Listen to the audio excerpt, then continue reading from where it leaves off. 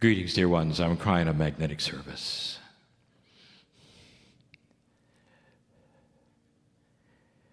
There's so many who have heard these words so many times.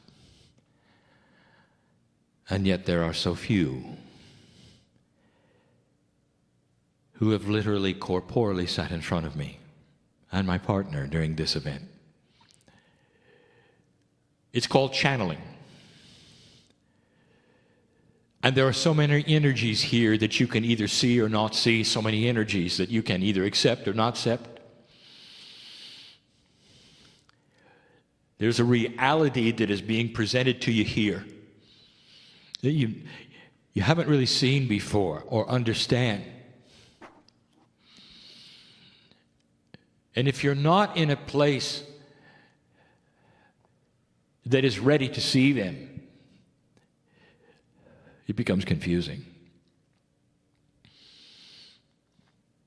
And this leads to then the decision you have that would say,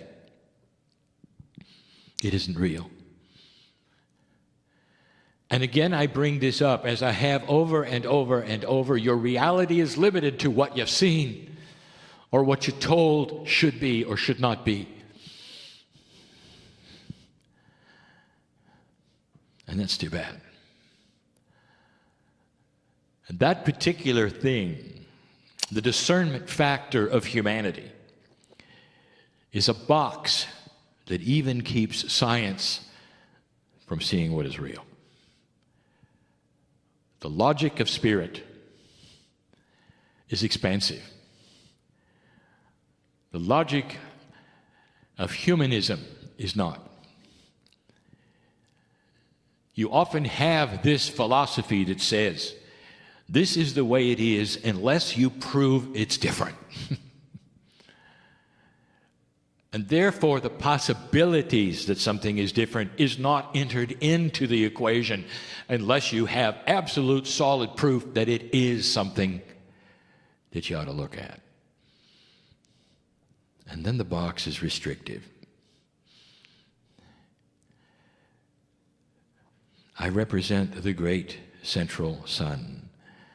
This is a metaphor, of course, for the creative energy. There is no sun that is the center of anything.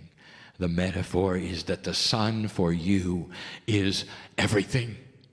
It gives you life, it sustains you, keeps you warm. It's the thing you want to bask in when you relax. It's a metaphor. Central, meaning it's in the middle, as it should be. There's no bias, therefore, whether it's higher or lower. It's in the middle. It's the creative source. It's God. It's spirit. It's whatever you want to say.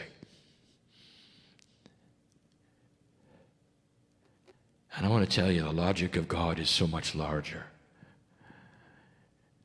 Because spirit is the master physicist.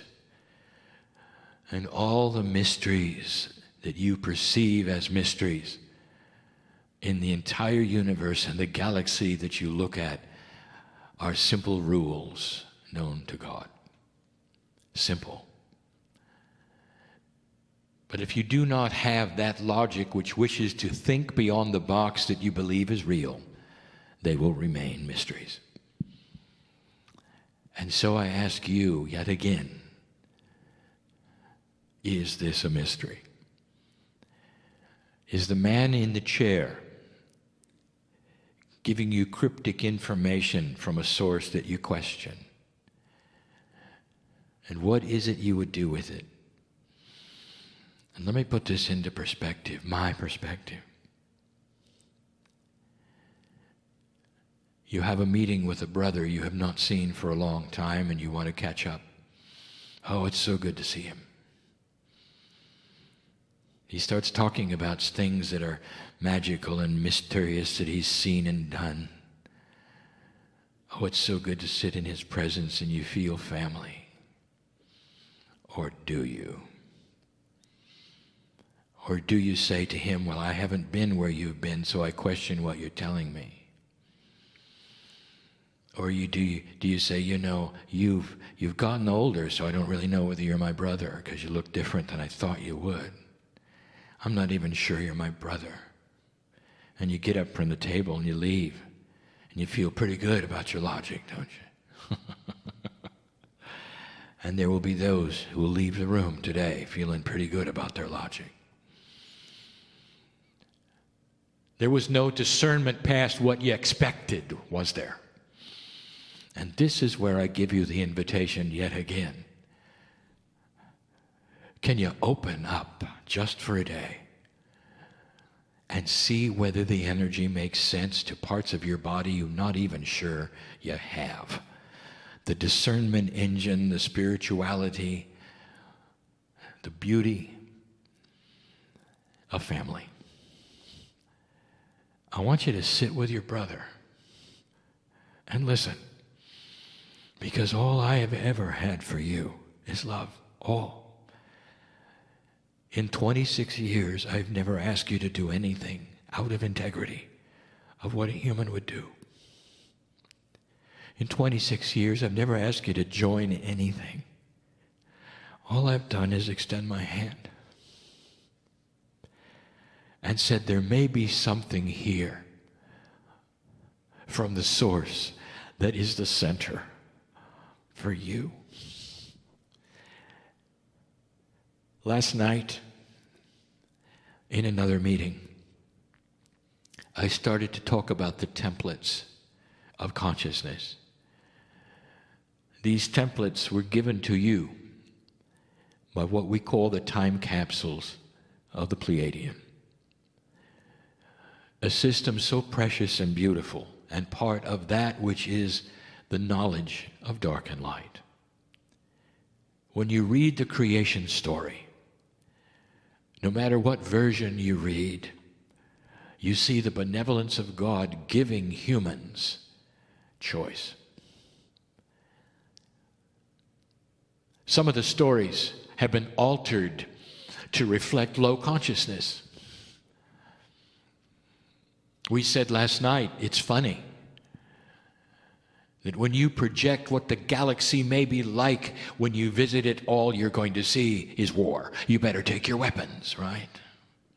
You have just projected the lowest seated consciousness in the galaxy to everybody. Without awareness that the galaxy may have life that has been here for millions of years and solved the problems of low consciousness. But you carry them and you project them. You project them to God, you project them to ETs, you project them to planets, stars, Star Wars. Don't project them to me. I come to you like so much of the galaxy does. In love. There is more here than you think, and it's safe. And this is what I want you to see and discern. Don't take my word for it. Oh, dear ones, there was a time when this whole idea of my partner channeling was a bit iffy because he didn't believe it. And all I did was give him love. And he didn't believe it.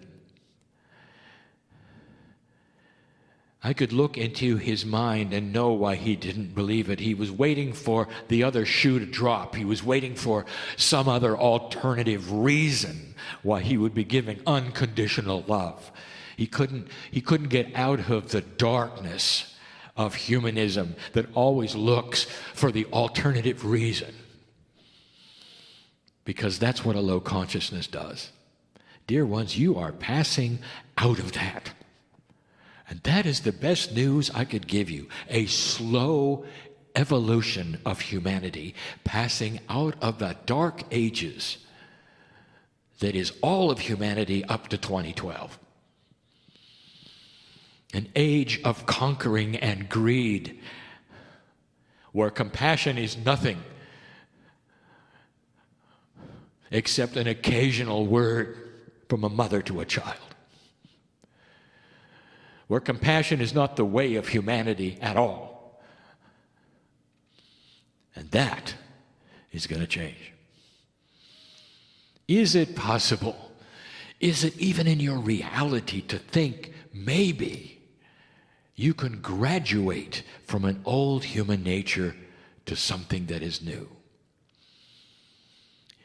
Can you give that possibility a chance that human nature is not galactic nature?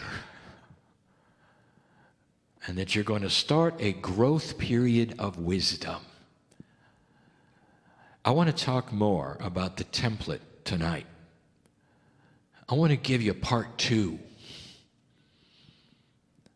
from last night. I want to describe some of the attributes of the new template that the time capsules, which are opening again, start to give you. But you're not going to believe any of it unless you can believe that it's possible for human nature to shift. The issue, as I described before, is reasonable. The issue that would keep you tied into the old energy is reasonable. I know it. Because all you have ever seen for thousands of years is conquering greed, hate, trauma, and death. And I come along and tell you it's shifting. It's a stretch, isn't it? Especially when you look at your news, isn't it? And then go back and listen to what I told you years ago would take place, for this is what is taking place. The old energy is fighting so hard right now to take everything back to the way it was. And it's going to fight you globally, internationally. It's going to fight you domestically and personally. It wants to beat you up in personal ways, make you tired and give in and say, oh, nothing is ever going to change, therefore I won't look anymore. There is no spiritual thing that is any different than it ever was, therefore I will stop looking. And dear ones, if you do that, then the enemy has won. The old soul carries a light quotient which is enormous. And what I mean by that is every single old soul in the room holds a box of light that is incredible, and it's just peeking out of the crack at the moment for what you could do. And this light is a metaphor for a higher consciousness of wisdom that is going to change your life, make you live longer. You won't have a choice because the light will cure you even of aging, dear ones. That is what is ahead. What do you think? Real or not? We'll talk later. And so it is.